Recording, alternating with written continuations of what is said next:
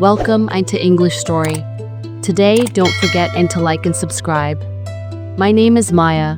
I am 20 years old. I live in a city. I am a university student. I live with my older sister, Leah. My parents died in a car accident when I was 10 years old, so Leah takes care of me like a mom. She is kind, strong, and always protects me. Leah is smart. She is a history professor at the university. Leah is married to Dr. Ethan Clark. He is also a professor. He teaches at the same university. He speaks softly, like he never gets angry. He is calm, always polite. People respect him. They say, "What a kind man." He and my sister walk together. They look like the perfect couple. My sister trusted him a lot. They had a love marriage. She really loved him, but deep inside, something feels wrong. Sometimes, I see how he looks at me. It makes me uncomfortable. It's not normal. It's not right. I try to ignore it. I tell myself, it's nothing, but my heart knows something is not okay. One day, I sit on my bed. My phone rings. It's a message from Ethan. "You look beautiful today. I can't stop thinking about you." I feel shocked. Why is he saying this? Maybe the message was sent by mistake. I do not reply, but more messages come. "Let's meet for dinner. I know you feel the same, Maya." My heart beats fast. I feel scared. I stay silent. The next day, he waits for me outside my class. After my lecture, he says, "You are special, Maya." I walk away. Then he sends flowers. He stands near my car. He follows me around campus. "You are young. You are beautiful. And every moment I see you, I fall more in love. I do not just want you. I want forever, with you." I run to the bathroom. I cry and cry. I feel broken. I love my sister more than anyone. She raised me like a mother. I owe her everything. But I cannot hurt her. I cannot break her heart. He forces me to talk to him. He says, "You have to love me. I do not care if you are her sister." His words make me sick. I feel broken inside. Then, one day, I decide to tell my sister everything. I am scared, but I cannot hide it anymore. I am afraid. She will hate me, or maybe she will not believe me. I cry as I speak, my voice shaking. I want to tell Leah everything. I want to say, "Your husband is not a good man. He is sending me love messages. He is following me. He is making me scared." But when I look at her face, I stop. She is smiling. She is happy. She says, "Ethan and I are trying for a baby. We are doing IVF. I hope I become a mom soon." My mouth stays closed. My hands feel cold. My heart feels heavy. Ethan wants me, but Leah does not know. She trusts him. She loves him. I do not want to break her heart. I do not want to take away her smile. So, I stay quiet. I carry the pain inside. I feel lost and scared. I want to cry, but I say nothing. It is late evening. I am sitting in my room, reading. Suddenly, I hear a knock at the door. I walk slowly to the door.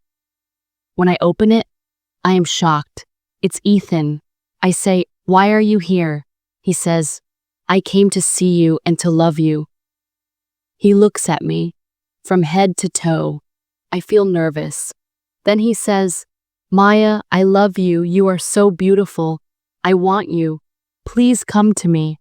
I'm proud of you." My eyes grow wide. I feel frozen. My hands shake. I shout, "Get out!" He walks closer and tries to touch my hand. I scream louder, "Leave now, or I will call the police." He gets scared. He steps back. He says, "Okay, okay, I'm leaving." And then he walks out. I close the door and lock it. I sit on the floor. My heart beats fast. I cry. That night, I can't sleep. I think about everything. My heart hurts. I know. I must again tell my sister. She must know the truth. The next day, I go to Leah's house.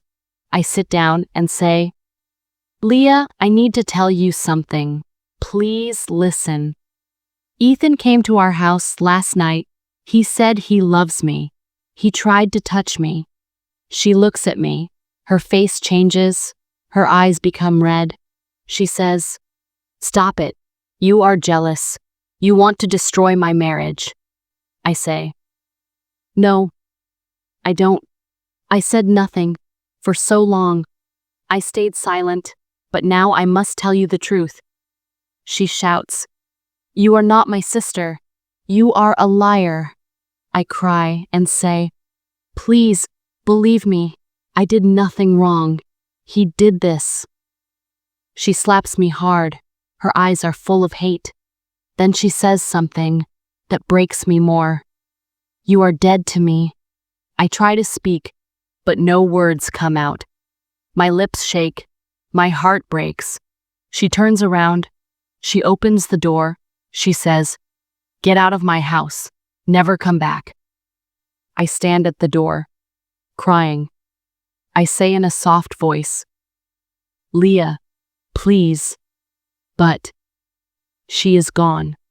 I leave the house. My legs feel weak. I walk slowly down the street, my eyes full of tears. The air feels heavy. The world feels empty. I think about Leah, about how she raised me, about how much I loved her, and now she hates me. I go home, I lock my door, I lie on my bed. I stare at the ceiling. I can't believe this is my life. One man destroyed everything. Days pass. I stop going to university. I don't eat much. I don't answer messages from my friends. I feel alone. I feel forgotten. Then, one morning, I get a phone call. It's from Leah's friend, Julia. Her voice is shaking. She says, "Maya, something happened. You need to come to the hospital. Now." I rush out, my heart beating fast. When I reach the hospital, I see Leah on the bed. She is crying. She sees me and bursts into tears. I run to her. I hold her hand. She says, "Maya, I'm sorry. I didn't believe you." I ask, "What happened?" She says, "She caught Ethan with another woman in their home, not just texting, but together, in her bedroom. Her face is pale. Her hands are cold. She says, 'You were telling the truth all along, and I threw you away.'" I hold her tightly. Tears run down both our faces. Later, Ethan comes into the hospital room. He tries to speak. "Leah, I can explain." Leah stands up. Her voice is like steel. "Get out. I never want to see you again." He tries to look at me. I turn my face away. I don't want to see him ever again. Security comes. They escort him out. The door closes. The room feels quieter, but the pain is still there. Leah holds my hand. "Maya, you're all I have. I was blind, but now I see." I hug her. I whisper, "We still have each other." Months pass. Leah files for divorce. She moves into a smaller apartment, closer to my place. We spend more time together, slowly healing. I go back to university. She goes back to teaching. Life isn't perfect, but we are free, from the man who tried to break us. Sometimes at night, I still think about those days. The fear, the anger, the heartbreak. But I also think about strength and about love between sisters. No matter what, we chose each other, and that saved us both. The end. If this story touched your heart, like, share, and subscribe. Write your own healing journey in the comments. Let's lift each other. Let's heal together. Thank you for listening.